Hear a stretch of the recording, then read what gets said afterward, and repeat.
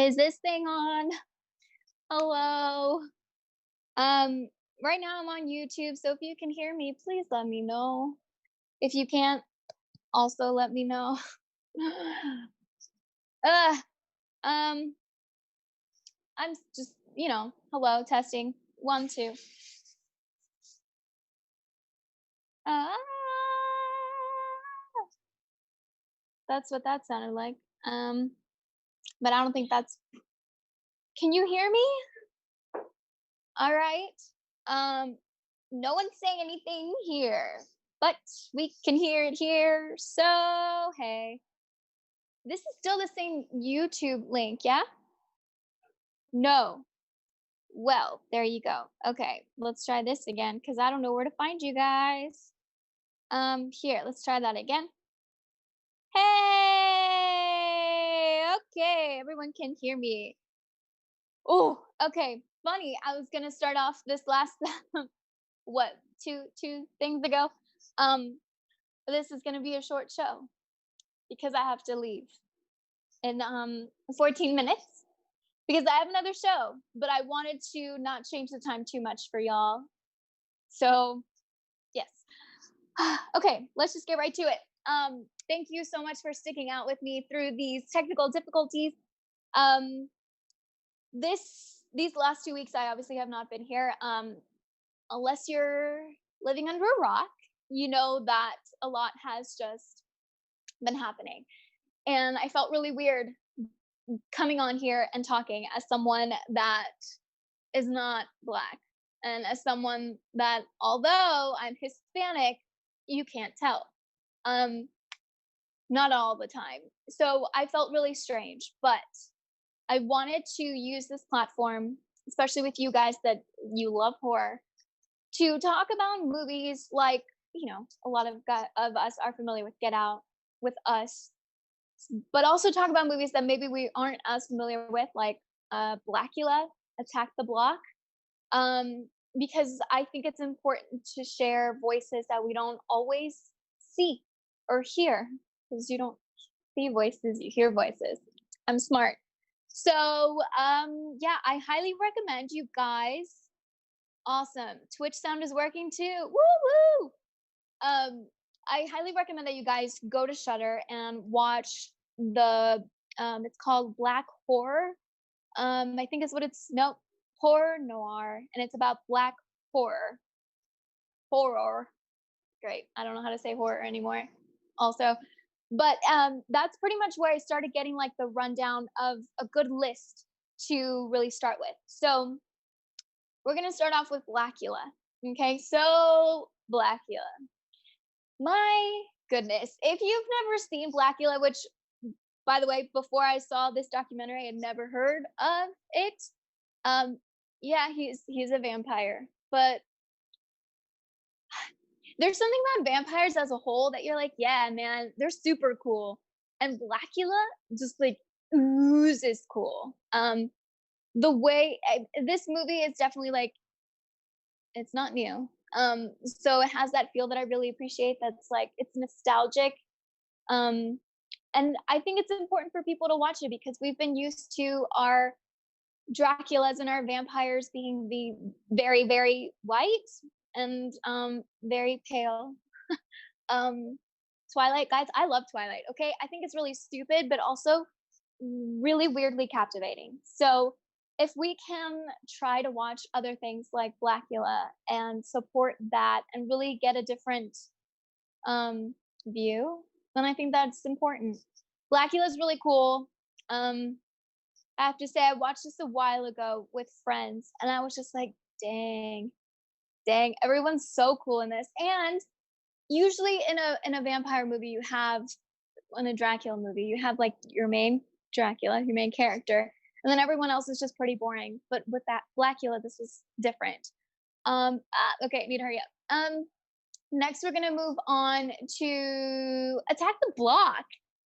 Oh, you guys, Attack the Block. Okay, and I was kind of not sure if I was gonna talk about Attack the Block because it's not your stereotypical horror. Um, it's it's sci-fi and there's action and action sequences with bikes, which and I would kind of say parkour a little bit, maybe. Um, and John Boyega is one of the main characters. I think everyone does a great job. The monsters that are involved, which is why I would classify this as horror, the monsters that are involved in it are some of the most coolest monsters I've ever seen. Their teeth and their eyes glow in the dark, which that alone, I'm like, yeah, you should just see it for that. The monsters are so cool. And I think like it had no right to be as good as it was. John Boyega recently tweeted um, that there might, or responded to the possibility that there might be a sequel. And if that's the case, I am so down for it. For your friends, your family members that maybe aren't super excited about horror because they're like, nah, that's too scary. I would say that this certainly classifies as a not super scary movie. There's some moments that you're like, oh crap, but I think as a whole it's pretty good. I would say in my levels that we've spoken about before, this would definitely be level two, one, two. It's a level two. Level one meaning like Paranorman. It's animated and like it's easier for you to like withdraw yourself from all the scary stuff. But yeah, I would say this is level two. It's not too scary, but there are sequences that are pretty terrifying, and the monsters are. Oh, it definitely does touch on racism. I would say. I don't want to give too much away because I think this one's one of those movies that you should just watch, and I don't want to say everything. But if you like John Boyega, and if you like cool monsters that have glowy teeth and eyes, and if you like action sequences, then you'll really like this. It's really cool. Also, they all do have British accents, English accents, excuse me. So as an American, I just find that really cool. Again, this is also broadening my horizons to realize that I don't know if I'd ever seen a horror movie where they had like different accents. I did watch, what was it, Demons, and it was Italian. But yeah, again, with horror, I think sometimes we can get very, we can stay very safe in our box, and I think it's important to broaden our horizons and do that. Paranorman was pretty creepy, lol. Back Fandango. Well, sorry. Sure, okay. Monster House. What about Monster House? I didn't think that was too bad. I would still classify that as level one. Okay, now moving on. I do have 8 minutes/7 minutes, so thank you again for bearing with me.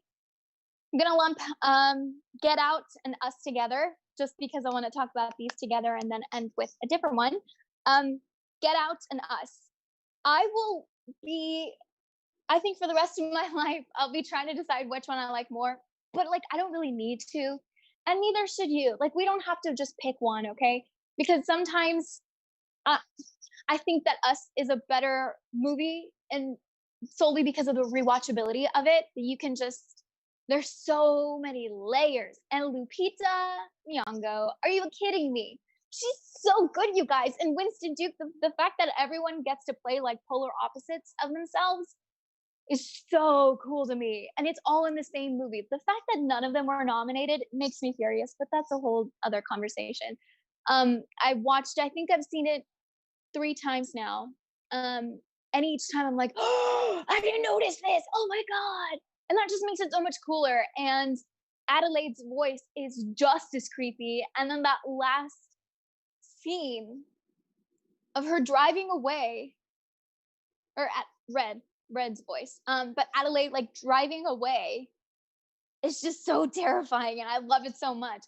But just saw Get Out for the 3rd time, and I was like, dang, it could, like, this is always relevant because, hello, look at what's going on and what's been going on, and what some of us didn't realize was so prevalent. And I just, this is not a political show, but this isn't about politics, you know? And this is about people. And I think that it's important that, especially if you guys know people that don't really understand what's going on, show them Get Out. Hey, speak to them on the same level as them. And if they appreciate horror movies, then I think they would appreciate this. Heck, if they appreciate drama, I think they would appreciate this. Get Out is so good. It just also has those layers, and I think it's important to really dissect them and watch it over and over and over and over and over again. God, everyone's so good, so I literally cannot pick. But if you can, let me know in the comments below which one you would pick and why. I cannot. I cannot pick. But now, as we are closing the show, this last one I watched it for the second time yesterday.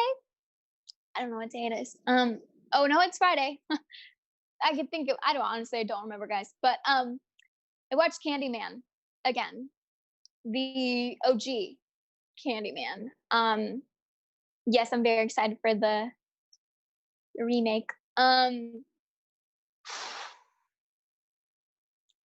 I don't even know what to say. I think there's so many things that I need to research about it to really understand, but know that it's not your stereotypical horror. It's not a slasher. There's so many levels to it and layers that you're like, okay, all right.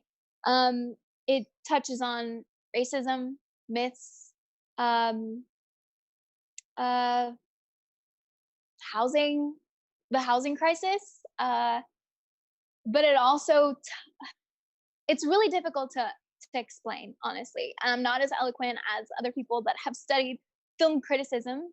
This is a hangout, so think of this as like us casually talking about horror movies. But I know that a lot of people were upset about this new Candyman because they're like, "Oh, is it gonna be like pushing a political agenda? It's gonna be woke." Then that means you haven't seen the original Candyman. This is what it's about, and it says so much. And I think that having Jordan Peele be a part of it is important. I know that there is, I want to get her name. She is the one that directed it, I believe, or wrote it. Hold on, Candyman. I know there was also another like teaser for it. It was like the first couple of minutes, the opening sequence of it. I have not seen it because I wanted to do a reaction for y'all.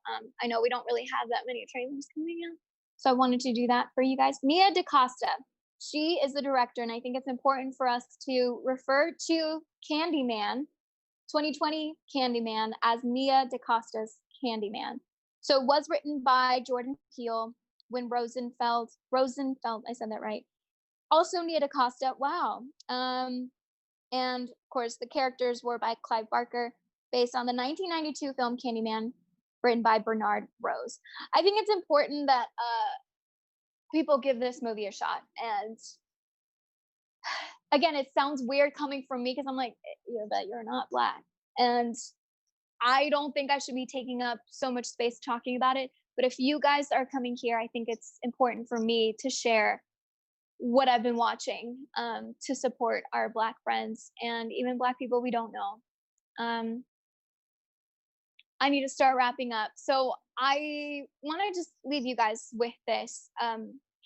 Please be kind to each other. Please be open minded.